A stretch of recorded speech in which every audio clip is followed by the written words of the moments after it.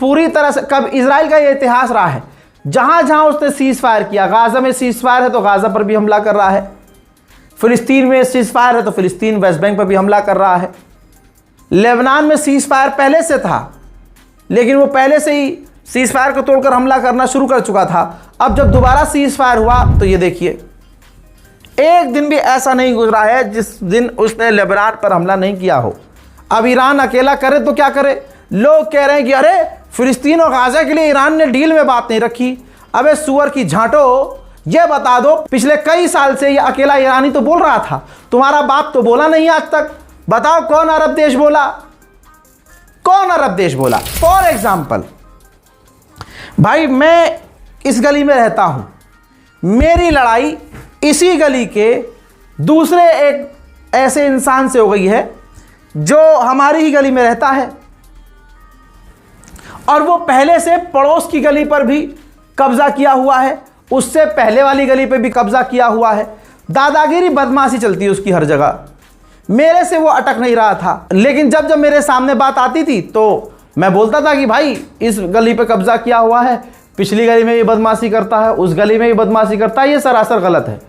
बोलता कोई भी नहीं था उसके खिलाफ, सिर्फ मैं बोल रहा था कि भाई ये गलत कर रहे हो। अब वक्त ऐसा आया कि डायरेक्ट मेरी लड़ाई उससे हो गई, मेरी लड़ाई हो गई और मेरी खुद की लड़ाई हुई, क्योंकि वो अब मेरे घर पर कब्जा कर रहा था, मेरे घर पर गोलीबारी कर रहा था। अब मैं गया लड़ने उससे और हमारी उससे खतरनाक लड़ाई शुरू हो गई, लाठी वाठी चल रही है, पत्थर वत्थर गुम्मे उम्मे चल रहे हैं। अब तमाम आस पड़ोस के लोगों ने कहा नहीं भाई बात खत्म करो, क्योंकि सबका नुकसान हो रहा था, गली पूरी बंद सील, इधर उधर भी पत्थर जा रहे थे, मैं इधर से कुछ मार रहा था तो पीछे वालों को लग रहा था, वो इधर मार रहा था मेरी तरफ तो और भी आस, तो नुकसान पूरी गली का हो रहा था। तो गली वालों ने कहा कि भाई बैठ के बात कर लो।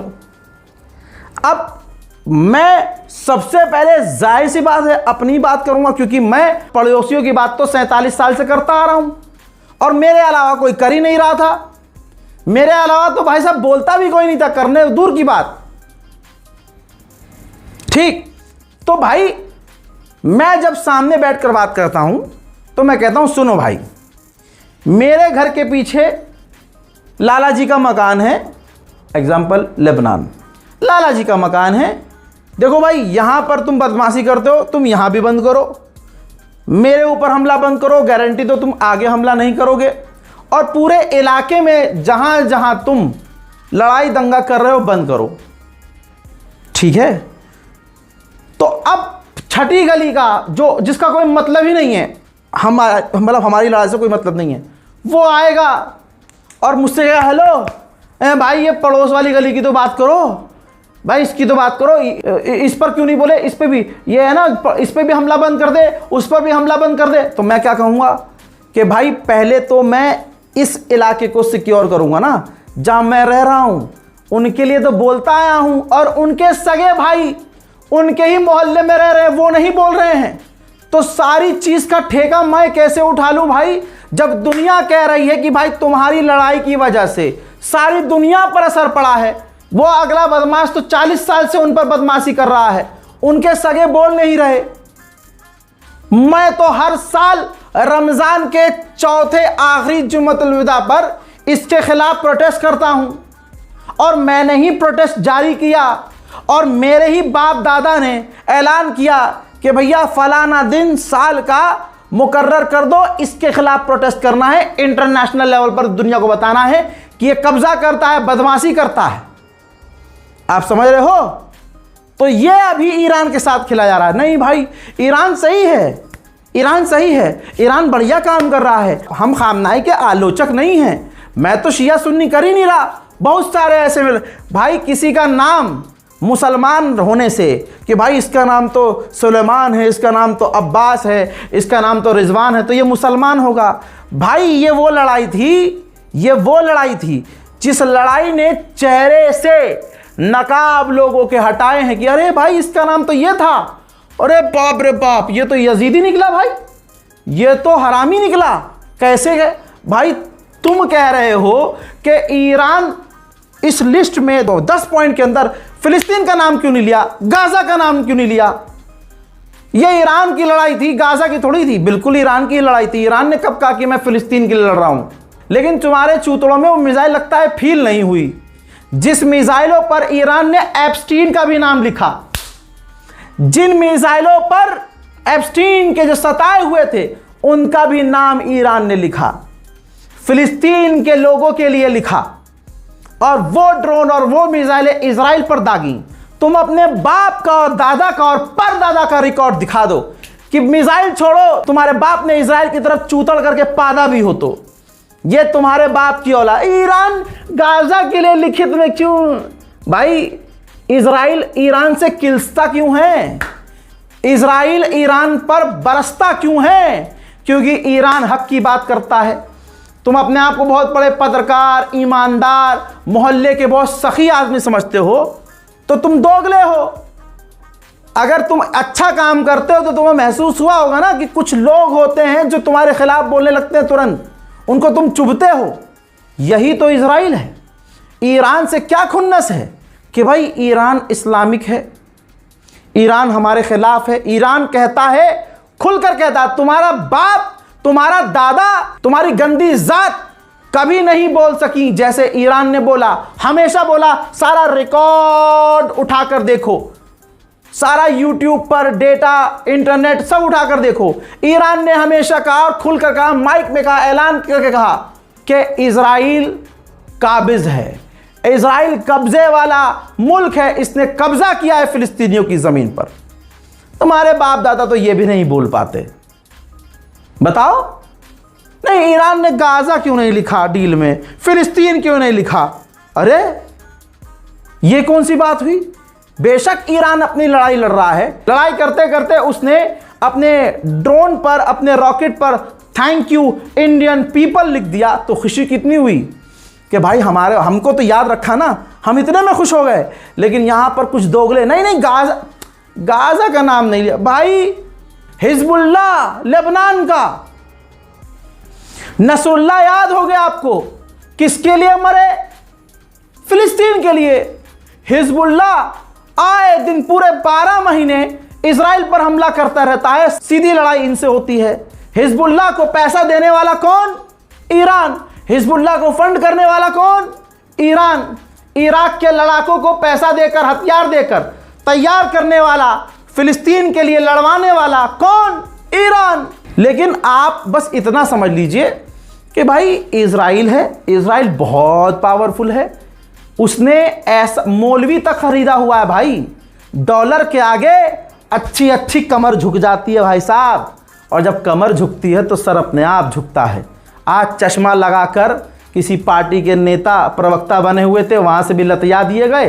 अब आकर सोशल मीडिया पर मैं इनके भी खिलाफ नहीं हूं, मैं उनके भी खिलाफ नहीं हूं, बस मैं सवाल करना चाहता हूं कि इसमें गाजा और फिलिस्तीन क्यों नहीं है इस डील में? तेरे बाप से पूछ के करेगा कोई डील? तेरे बाप से पूछ के करेगा कोई डील? उसकी खुद की लड़ाई है, वो जैसे मर्जी निपटाए। तू बता तेरे बापों ने क्या क्या किया, तू अपना बता। हम तो ईरान का बता रहे हैं कि ईरान ये कर रहा है और ईरान ने ये किया है, सारी दुनिया देख रही है।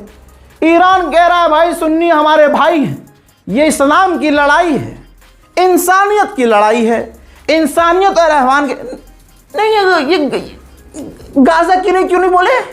मैं पूछना चाहता हूं फिलिस्तीन के लिए क्यों नहीं बोले? अबे औकात में रहो, जितने पजामे में हो उतने पजामे में रहो। अपने मौलवी मुल्ला से पूछ नहीं पा रहे, जिनका मौलवी मुल्ला मस्जिद में फिलिस्तीन के लिए दुआ करवाने से डरता है, वो ईरान से सवाल करने की औकात नहीं रखता है, समझे? और ये भाई ये बढ़िया हो गया अगर पूरी जिंदगी ईरान इजराइल के खिलाफ बोला।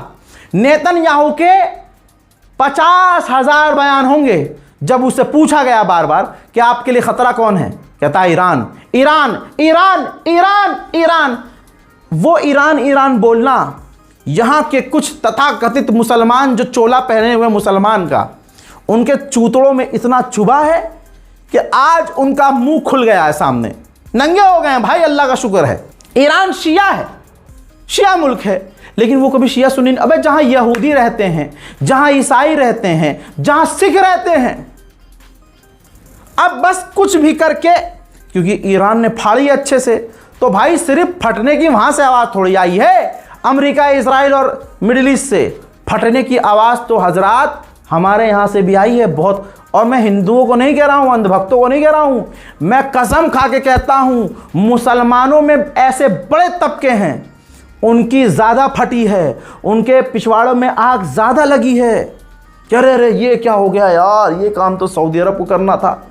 और अगर ये काम ईरान की जगह सऊदी कर रहा होता ना, अरे भाई साहब नंगे होके नाच रहे होते, ये देखो सऊदी अरबिया वल्ला हबीबी, अरे फादर, अरे वालिद मोहतरम, आइए तोहफा कबूल कीजिए, आपसे अच्छा कोई नहीं, तब ये कर रहे होते। भाई ये काम ईरान ने कर दिया, इतना जिगरा ईरान ने दिखा दिया, तो सवाल खड़े करने हैं गाजा का नाम क्यों नहीं है भाई इसमें? गाजा, अबे तुम्हारा बाप, मैं अकेला काफ़ी हूँ। 3 साल का रिकॉर्ड छोड़ो, 5 साल का रिकॉर्ड है। इस YouTube इंडस्ट्री में आते ही, YouTube जर्नी में आते ही सबसे पहली वीडियो मैंने फिलिस्तीन के लिए बनाई। मेरे ऑडियंस गवाह है इस बात के। 3 बार चैनल डिलीट हुआ सिर्फ फिलिस्तीन की आवाज उठाने की वजह से। 4 बार चैनल मेरा ब्लॉक हुआ, 1 बार चैनल हैक हुआ, बल्कि 2 बार चैनल हैक हुआ। सिर्फ 365 दिन में हर दिन अगर मैंने 5 वीडियो अपलोड किया, जिसमें 2 वीडियो मैंने फिलिस्तीन और गाजा के लिए अपलोड किया। अबे जब मैं इतना बोल रहा हूं फिलिस्तीन और गाजा के लिए, वो तो ईरान है भाई, तुम्हारी क्या औकात? अबे जाओ किसी पार्टी के प्रवक्ता बनो और औकात में रहो। फिलहाल के इस रिपोर्ट में इतना ही। शिया सुन्नी करने वालों से दूर रहें। अब एडवांस लोग आ गए हैं जो कह रहे हैं कि मैं शिया सुन्नी नहीं कर रहा हूं, मैं तो ये सवाल कर रहा हूं, और उस सवाल की आड़ में वो शिया सुन्नी ही कर रहे हैं। समझ रहे हो आप? प्रेजेंट में आओ, प्रेजेंट में, आज की तारीख में आओ कि ईरान मुसलमानों के लिए क्या है। ईरान पहले क्या था, ईरान बाद में क्या होगा, भाड़ में जाए। अभी ईरान हमारे लिए फायदे का काम कर रहा है। मान लीजिए तुम मोदी सरकार से किलसते हो, अब तुम कह रहे हो कि भाई MIM तो नहीं आएगी मोदी की जगह पे, या ओवैसी नहीं आ सकते मोदी जी की जगह पे। तो मुसलमान सोचता है कि चलो भाई बीच का कोई रास्ता तलाशते हैं, कम से कम बस ये मोदी सरकार तो जाए, भले मुसलमान ना हो। तो हम वहां चुनते हैं, हम सोचते हैं कि चलो भाई भीम आर्मी वाले हैं वो टक्कर देंगे। तो हम क्या भीम वाला धर्म अपनाते हैं? क्या हम उसके मजहबी जो उनकी थॉट है उसको मानते नहीं मानते हैं? हम सिर्फ इतना देखते हैं जितना हमारा काम से काम है। तो भाई ईरान से काम रखो कि भाई इसके जरिए अल्लाह अमेरिका और इजराइल को जमीन पर ले आया। कमजोर सुपर पावर का टैग लगा था, अमेरिका के अखबार लिख रहे हैं कि सुपर पावर अमेरिका नहीं रहा, और अब दुनिया में 4 सुपर पावर देश माने जाएंगे जिसमें ईरान भी होगा। तो तुम यहां खुश होने के बजाय तुम्हारी जो शर्मगाह है उसमें जो कीड़े उछल रहे हैं, वो क्यों उछल रहे हैं? वो कीड़ा उछलना इस बात की दलील है कि तुम यजीद की औलाद हो। जय हिंद।